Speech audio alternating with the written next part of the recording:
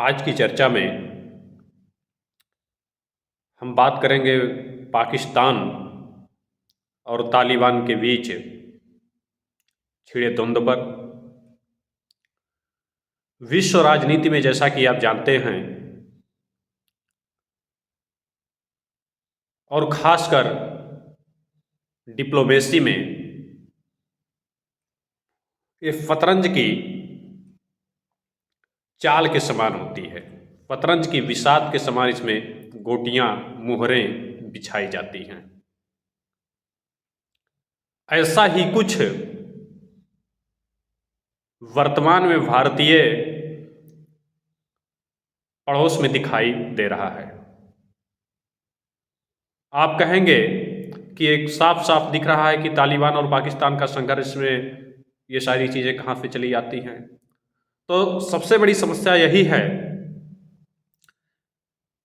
कि डिप्लोमेसी में, कूटनीति में जो दिखता है वो होता नहीं है और जो पर्दे के पीछे से होता है वो दिखता नहीं है। ये चीज़ें अचानक अनायास निकल के नहीं सामने आई हैं, फिर उसके पीछे एक लंबी विसात चल रही है। इस विसात या इस बुनियाद को बल तब मिलता है जब बांग्लादेश में सत्ता परिवर्तन होता है। सत्ता परिवर्तन के पश्चात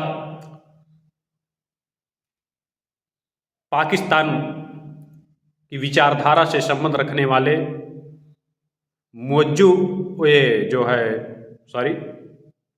यूनुस महोदय सत्ता की चाबी संभालते हैं और यहाँ से पाकिस्तान कुछ ज़्यादा ही स्मार्ट डिप्लोमेसी खेलने लगा।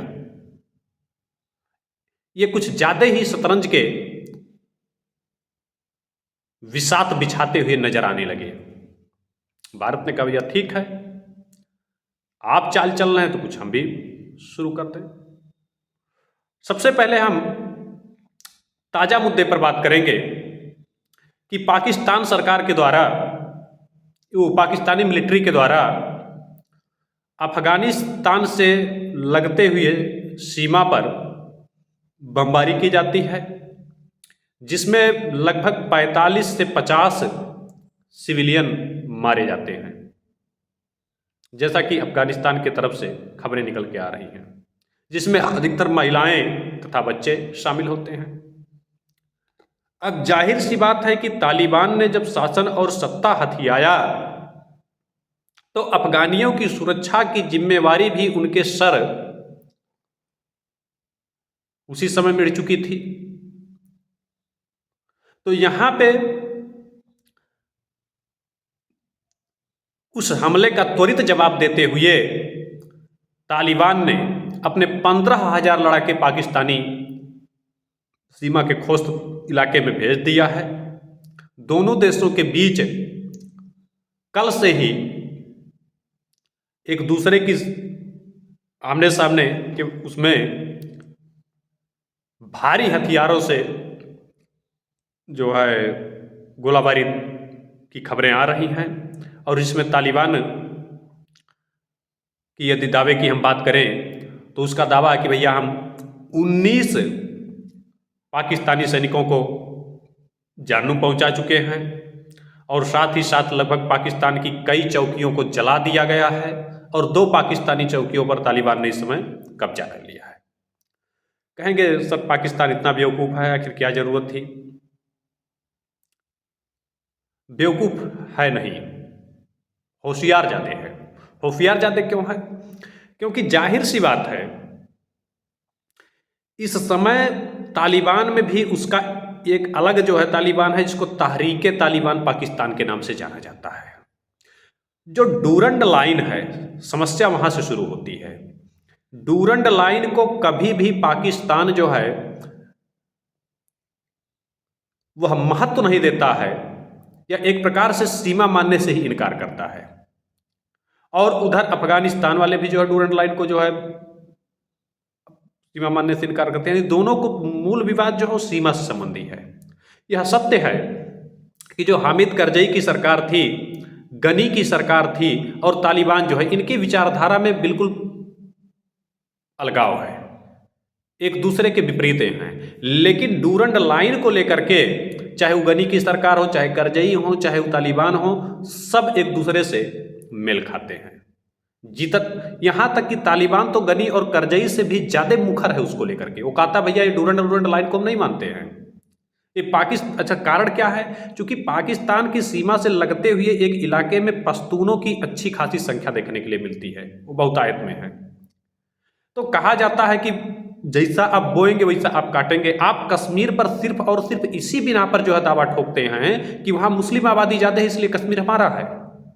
आप हरि सिंह के दस्तखत को अवैध जो है ठहरा देते हैं और शक्ति तथा बल और छल के बल पर जो है आप कश्मीर को अब हथियाना चाहते हैं। तो वही आधार तो आज अफगानिस्तान आपके सम्मुख रख रहा है। वो कह रहा है, तालिबानी कहते हैं कि भैया आप जो पश्तून वाले हैं जो पाकिस्तान में रह रहे हैं वहां से हमारी सीमा बनती है, ना कि डूरंड बनती है। डूरंड हमारे साथ छलावा आपने किया है, हम डूरंड को नहीं मानते हैं। और पाकिस्तान को लगता है कि नहीं, हम अपने बल और उसके बिना पर जिस प्रकार से जम्मू कश्मीर में उन्होंने अतिक्रमण किया, हम डूरंड को भी अतिक्रमण करके हथिया लेंगे। तो दोनों तरफ से इसको लेकर के समस्याएं चल रही हैं। आप कहेंगे कि सर अभी तक देखा जाए तो जो गनी की सरकार थी, जो करजई की सरकार थी, जाहिर सी बात है वो कि विदेशी सुरक्षा पर निर्भर थी और उसकी सुरक्षा का दायित्व तो अमेरिका के द्वारा निर्वहन किया जा रहा था। और पाकिस्तान और अमेरिका दोनों ही एक दूसरे के जुगलबंदी में चल रहे थे। तो अभी तक जब पाकिस्तान आंख भी दिखाता था तो करजई थोड़ा दब जाते थे, लेकिन वर्तमान में चीजें बदल चुकी हैं। और वही बेवकूफ़ी दिखाते हुए पाकिस्तान ने क्या किया कि अचानक बमबारी कर दिया। बमबारी क्यों कर दिया? क्योंकि पाकिस्तान को पता है कि अफगानिस्तान के पास वो क्षमता नहीं है कि वो अपनी हवाई सुरक्षा कर सके। उनका कोई एयर डिफेंस नहीं है, कोई और सारी चीज़ें नहीं हैं। तो जाहिर सी बात है कि वहाँ आसानी से आप जा सकते हैं, बमबारी कर सकते हैं, बमबारी करके आ भी सकते हैं। इसी का उन्होंने फ़ायदा उठाया। और वो यहाँ पाकिस्तान यह दिखाना चाहता था कि भैया, या एक प्रकार से कहा जाए तालिबान को भभकी देना चाहता था कि हम आ सकते हैं, हम आप में भारी कैजुअल्टी कर सकते हैं, ये कर सकते हैं, वो कर सकते हैं, हमारी इतनी ताकत एयरफोर्स है और आगे से आप हमारी सीमा में कम से कम ये कोई टेररिज्म की घटना नहीं करेंगे या कोई खुराफात वाला काम नहीं करेंगे। तो ये एक प्रकार से देखा जाए तो तालिबान को भयभीत करने की चाल थी। लेकिन ये उनके लिए बेवकूफ़ी ही है कि ये सब तालिबान के रूटीन चेकअप उसमें जो है शामिल हो चुका है, रूटीन में ही शामिल हो चुका है। आज से तालिबान ये नहीं देख रहा है, तालिबान रूसी कहर को भी देख रहा है, तालिबान अमेरिकी कहर को भी देख रहा है। तो उससे अच्छा खासा हो चुका है, उसके रूटीन में चीज़ें शामिल हो चुकी है, उसको आप डरा नहीं सकते हैं। वो तो खोजता यही है। और प्रतिक्रिया क्या हुआ कि सामने आज है। आप कहेंगे सर तालिबान को हथियार कहाँ से मिलता है जो इतना जाते? जब आप कहते हैं अभी तक उसकी सुरक्षा का जिम्मेवारी अमेरिका संभाल रहे थे और सारे संभाल रहे, तो जाहिर सी बात है आपको पता होना चाहिए कि जब अमेरिकी सेना अफगानिस्तान छोड़ रही थी, जब तालिबान वहां पे उन्माद मचा रहा था, तो वहां पे अमेरिका केवल और केवल अमेरिकी सैनिक अपना ड्रेस और अपनी जो है शरीर लेके गए, कोई भी हथियार वहां से लेकर नहीं गए। सारे के सारे हथियारों को अफगानिस्तान में छोड़ दिया। आप कहेंगे, लोग कहते हैं अमेरिकी सैनिक डर के मारे ऐसा करके चले गए। अरे भैया, आपको पता होना चाहिए कि अमेरिका इकोनॉमिक तौर पर भी सुपर पावर है और सामरिक तौर पर भी सुपर पावर है, टेक्नोलॉजी में भी सुपर पावर है। ये सब केवल और केवल बकवास है। वो अगर चाहे तो 2 महीने के अंदर तालिबान को जो है ताश-नहाश कर दे, खत्म कर दे। आईएस को जो है पानी पिला सकता है। कि तालिबान कौन सी किस खेत की मूली है? ये सब केवल कहने की चीज़ें हैं कि नहीं तालिबान ने जो है उनको खदेड़ दिया, उनको खदेड़ दिया, सब ये सब जो है महाशक्तियों की इसमें भी चाल है। अमेरिका के हिताई और दुश्मनाई दोनों में खतरा बा। जो उससे हित बहुत ज़्यादा सगे हैं उनको दूसरे तरीके से वो चोट पहुंचाता है दीमक की तरह, और जो उससे बहुत ज़्यादा कट के रहना चाहते हैं उनको दूसरे तरीके से पेश आता है। तो अमेरिका को ये चीज़ पता था, ये इत्तेफाक नहीं है कि जो हथियार छोड़ के चला गया वो हेलीकॉप्टर उड़ा के लेके जा सकता था। उसके अगल बगल तमाम बेस हैं, तमाम मुँह फैले हुए, ऐसा तो है नहीं। सच्चाई तो यह है कि कोई भी सैनिक अपनी बुलेट की गोली तक कहीं नहीं रख के जाना चाहता है। लेकिन वहाँ पे बड़े बड़े जो है M4 कार्बाइन, AK-47, वहाँ पे बड़े बड़े जो है एक प्रकार से देखा जाए टैंक, भारी आर्टिलरी मशीन, सारी चीज़ें छोड़ के हो गए। क्योंकि उनको पता था कि पाकिस्तान इस समय कुछ ज़्यादा ही ओवर स्मार्ट बन रहे हैं।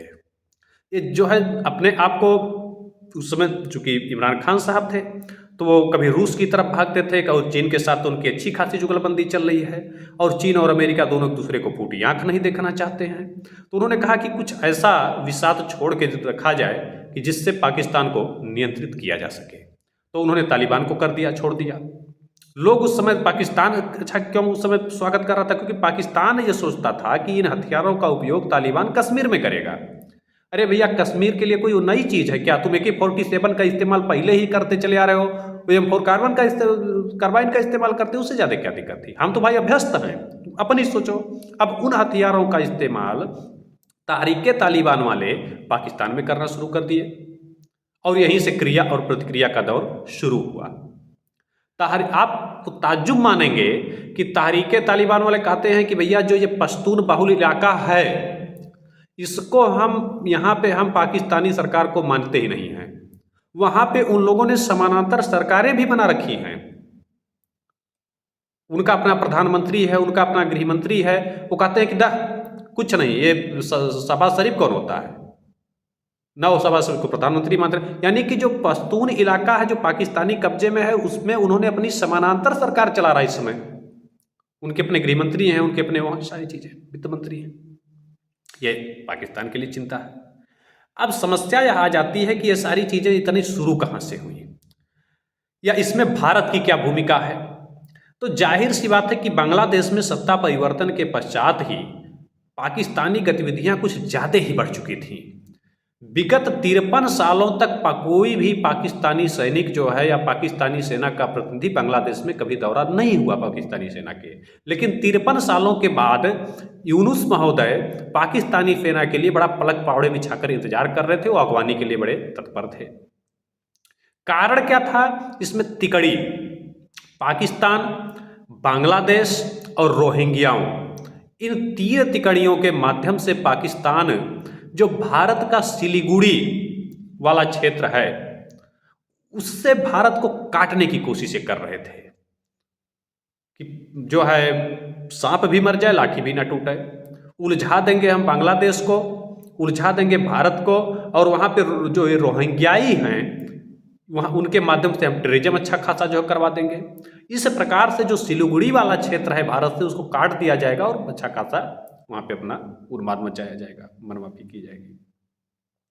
लेकिन भाई भारत, अगर आप शतरंज का चाल चल रहे हैं तो भारत को भी दूसरी चलवा चलने का, विपक्षिया को भी पूरा पूरा अधिकार है। भारत ने कहा ठीक है भैया, अब आप खेल चुके, अब हम भी खेलना शुरू कर रहे हैं। भारत रोहिंग्याओं के लिए म्यांमार सेना से भारत ने संपर्क किया। उन्होंने कहा भैया आपके लिए भी ये सरदर्द है। उन्होंने कहा बिल्कुल सरदर्द है, आप लोग तो परेशान किए रहते थे कि ऐसा मत कीजिए वैसा कर दीजिए, मानवाधिकार दुनिया भर का अधिकार का नाम दे दे के। उन्होंने कहा कुछ नहीं, कोई अधिकार नहीं, एक काम कीजिए आप अपनी फर्दर्द खत्म कीजिए, हम अपना देख रहे हैं। उन्होंने कहा ठीक है शुरू करें, उन्होंने काम शुरू कर दीजिए। अब जाहिर सी बात है कि इसी बीच रोहिंग्याओं के खिलाफ म्यांमार की जो है जुंटा आर्मी ने अच्छा खासा तांडव मचा रखा है। वहाँ पे कार्रवाई हुई, फिर जो है म्यांमार पूरी तरीके से एक्शन में आ चुका है, म्यांमारी सेना।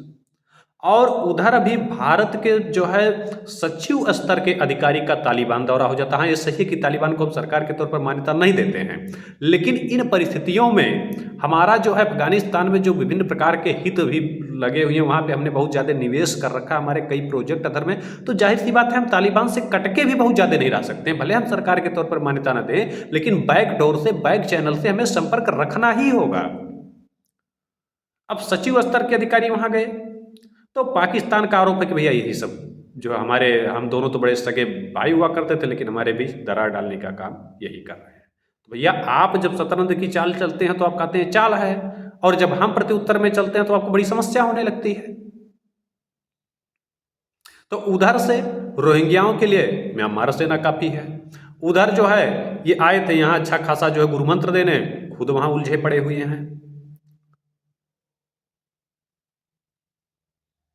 इस प्रकार से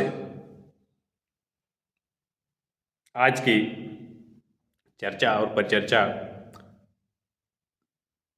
को ही विराम देते हैं।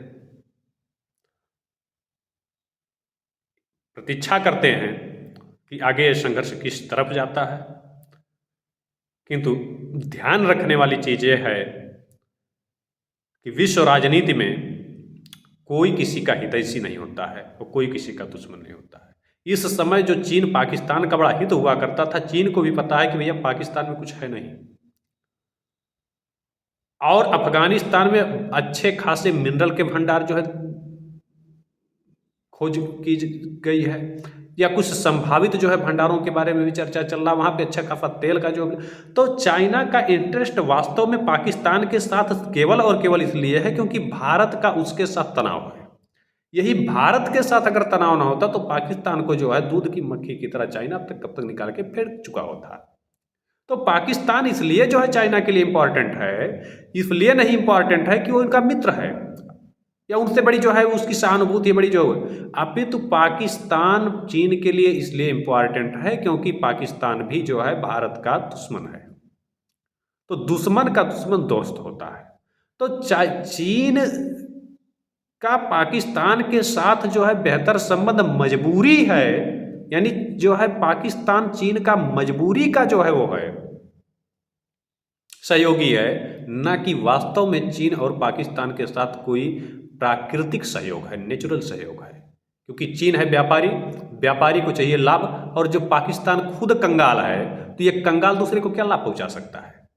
और आने वाले समय में आपको शायद ये चीज़ें देखने के लिए मिलें कि पाकिस्तान की तुलना में चीन अफगानिस्तान को कहीं ज़्यादा महत्व देता नजर आएगा। इसी के साथ आज की बात को यहीं विराम देते हैं, पुनः फिर किसी नए विषय के साथ उपस्थित हों।